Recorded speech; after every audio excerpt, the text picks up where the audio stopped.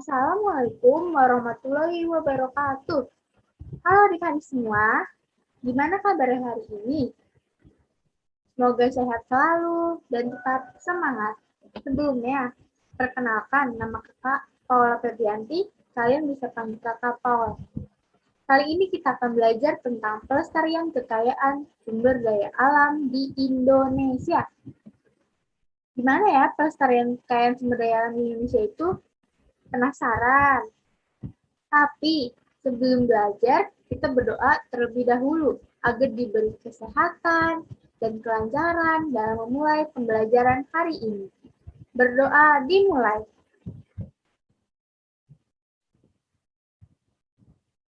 Berdoa selesai. Nah, tadi kan kakak udah bilang kalau kita akan belajar tentang pelestarian kekayaan sumber daya alam di Indonesia. Pelestarian kekayaan sumber daya alam di Indonesia. Pasti adik-adik pernah mengunjungi kebun binatang atau taman safari. Hewan-hewan apa saja yang kalian temukan di sana?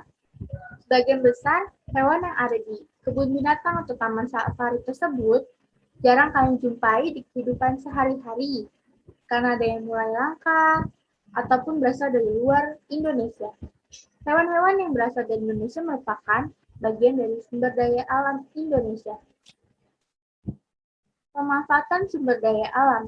Sumber daya alam bisa disingkat SDA, adalah segala sesuatu yang berasal dari alam yang dapat digunakan untuk memenuhi kebutuhan hidup manusia. Sumber daya alam meliputi, pertama, ada komponen biotik. Contohnya seperti hewan, tumbuhan, dan mikroorganisme. Yang kedua, ada komponen abiotik. Contohnya seperti minyak bumi, gas alam, dan berbagai jenis logam, air, dan tanah. Manusia. Manusia memanfaatkan sumber daya alam untuk memenuhi kebutuhan hidupnya.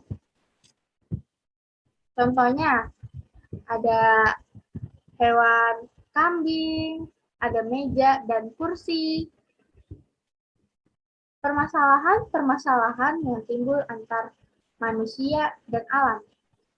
Yang pertama, ada erosi. Yang kedua, ada perpindahan penduduk. Yang ketiga, ada perburuan liar. Yang keempat, ada pencemaran lingkungan atau polusi. Terdiri dari 4 bagian. Dan yang kelima, ada kerusakan hutan. Kerusakan hutan terdiri dari A. Terganggunya tata air, B. Hilangnya biodiversitas, C. Kemiskinan dan kerugian secara ekonomis, D. Perubahan iklim dan pemanasan global, E. Kerusakan ekosistem darat dan laut. Hak dan kewajiban terhadap lingkungan. Contohnya ada Hari Air Sedunia. Hari Air Sedunia diperingati setiap tanggal 22 Maret. Ada beberapa tindakan yang dapat kita lakukan untuk membantu mengurangi krisis air bersih. Yang pertama, ada menghemat penggunaan air. Yang kedua, ada membuat lubang resapan. Yang ketiga, menanam pohon supaya akar-akar pohon dapat menahan air di dalam tanah. Hak dan kewajiban masyarakat terhadap air bersih. Memanfaatkan air merupakan hak setiap warga masyarakat. Akan tetapi, melestarikan ketersediaan air bersih juga menjadi kewajiban untuk setiap warga masyarakat. Kewajiban terhadap ketersediaan air bersih, contohnya seperti mematikan keran air saat tidak digunakan. Hak terhadap ketersediaan air bersih, dengan cara terpenuhinya kebutuhan air bersih untuk kebutuhan sehari-hari. Air sebagai sumber kehidupan. Ada beberapa hal yang dapat kita lakukan untuk menjaga kelestarian air. Yang pertama, ada menghemat penggunaan air bersih. Yang kedua, membuang sampah pada tempatnya. Yang ketiga, mengadakan pengolahan limbah secara benar. Yang keempat, menjalankan reboisasi agar hutan tetap terjaga kelestariannya. Sumber energi alternatif.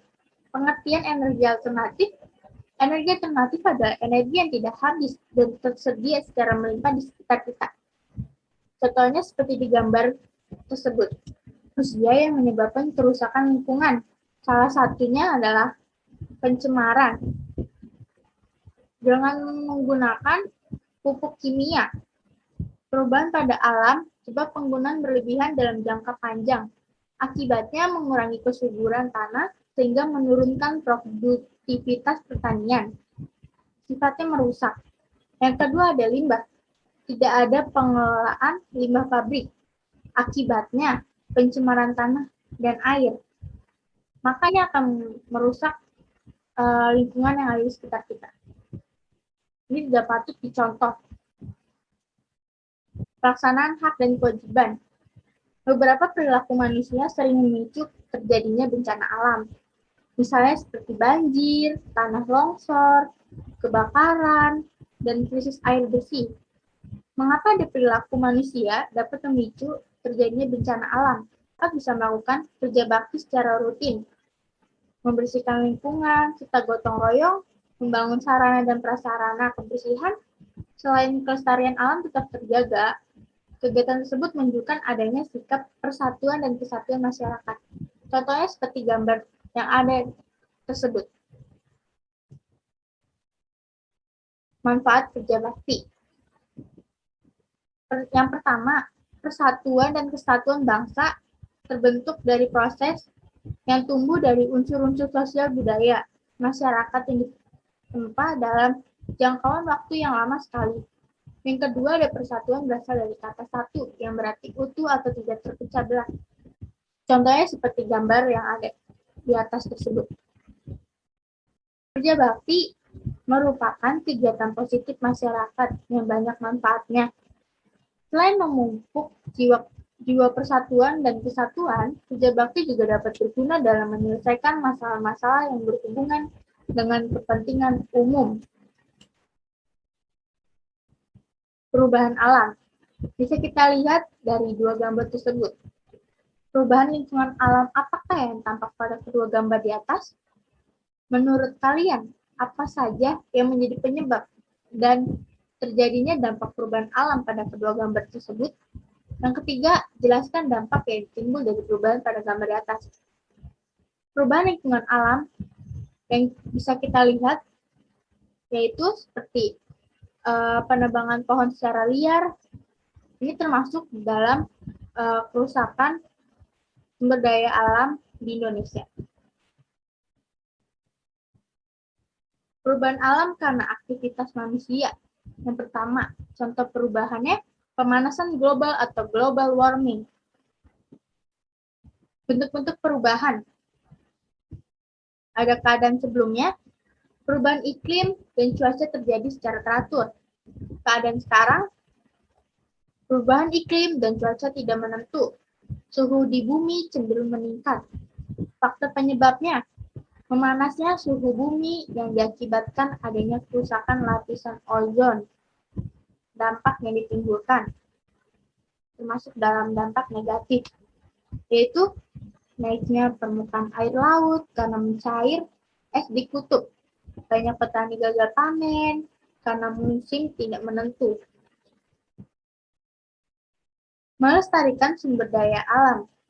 Melestarikan lingkungan wajib dilakukan agar sumber daya alam tetap lestari.